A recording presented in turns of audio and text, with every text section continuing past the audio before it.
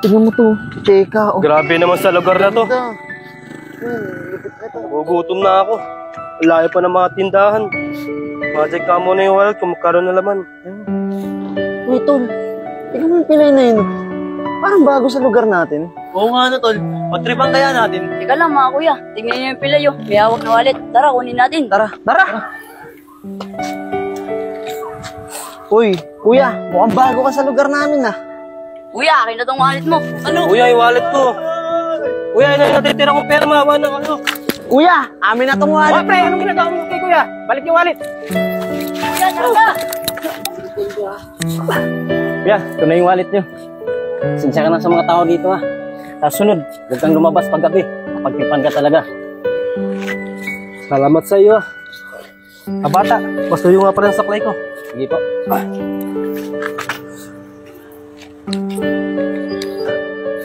Lintik na buhay na ito.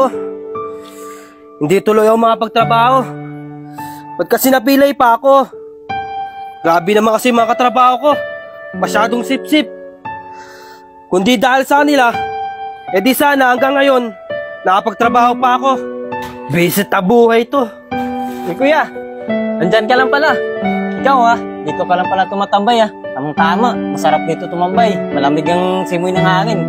Oo nga pala kuya, kumusta ka sa nangyari kahapon? Okay ka lang ba?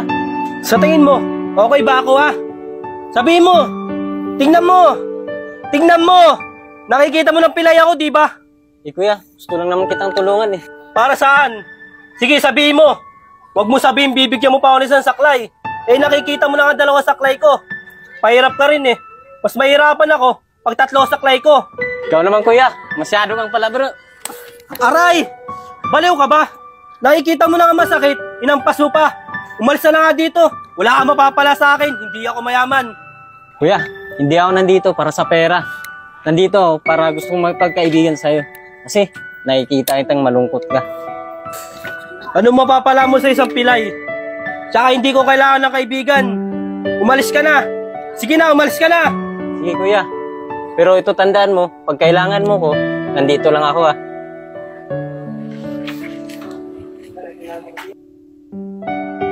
Uy kuya, sabi ko na nga ba, nandito ka ulit.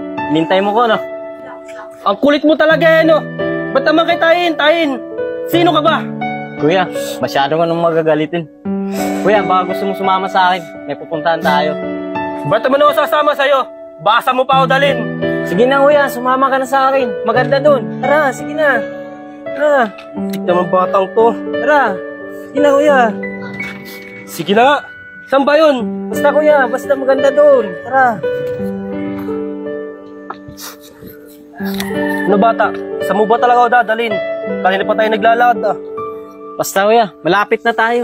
Kunting tiis na lang. Kuya, nandito na tayo. Upo muna tayo. Kung alam ko lang kaganito kalayo lalakarin natin, di sana pala di na ako sumama.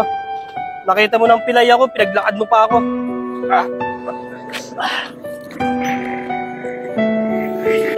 Bata, ano ba kasi gagawin natin dito?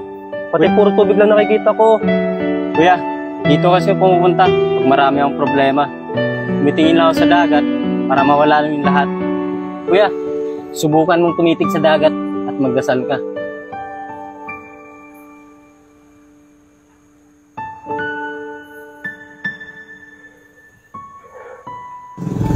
Lord, salamat po.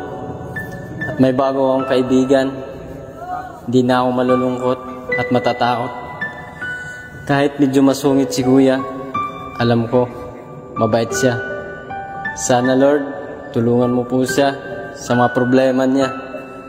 At sana po, makalakad na siya para lalo siya sumaya at makabalik sa trabaho niya.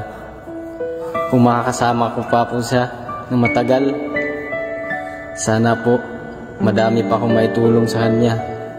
Maraming salamat po, Lord. Amen. Bata, maraming salamat sa iyo. Kahit pa paano, gumaan yung pangaramdam ko. Bata, na-realize ko, marunong pa pala ako magdasal. Oo nga pala bata, matagal na tayo nagkikita. Hanggang ngayon, hindi ko pala ang pangalan mo. Ano nga pala pangalan mo? Kung nga pala si Alin, Kuya. Taga rito rin sa barangay na to. O nga pala kuya, anong pangalan mo? Nga pala si Brian Allen. Kuya Brian, matanong ko lang sa'yo pero huwag kang magalit Bakit po kayo napilay? Ganito kasi yun, Allen. Dahil sa mga sip-sip kong katrabaho, pag wala yung boss namin, sa akin pinapagawa yung mga trabaho nila.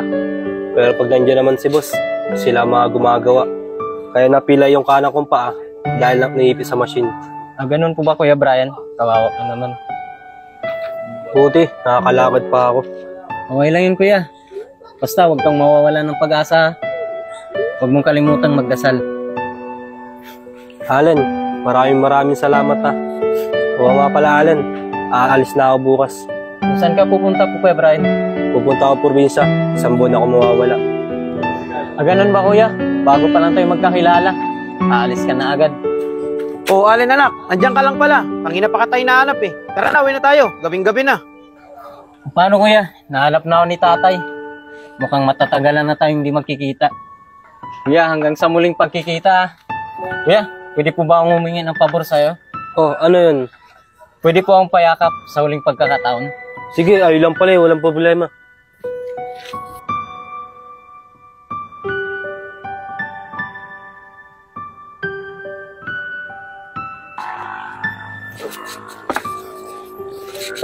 Kuya. Di ba kayo po yung tatay na Allen? Nasaan po siya? Bakit? Sino po sila? At saka hindi nyo po ba alam? Mahigit 3 linggo nang namayapa si Allen. Ano? Namayapa? Teka. Bakit? Ano po ba nangyari? Alam mo ba yan si Allen? Simula nung pagkabata niyan, may butas na ang puso niya. Kaya yan, hindi pwedeng mapagod. At saka nitong nakarang araw lang, tinaningan na kami ng doktor. At ang sabi, ilang araw na lang itatagal ang buhay niya. Kaya mas lalo pang lumala ang kondisyon niya.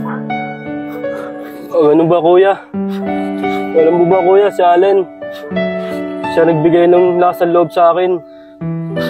Siya rin ang dahilan kung bakit lumalaban pa ako. At saka, siya rin nagturo sa akin paano magdasal.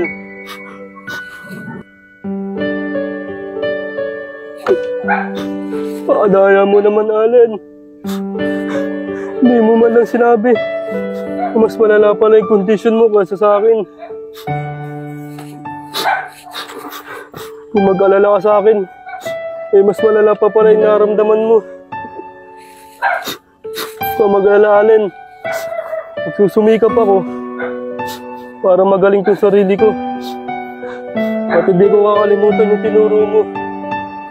Nagdadasal ako palagi.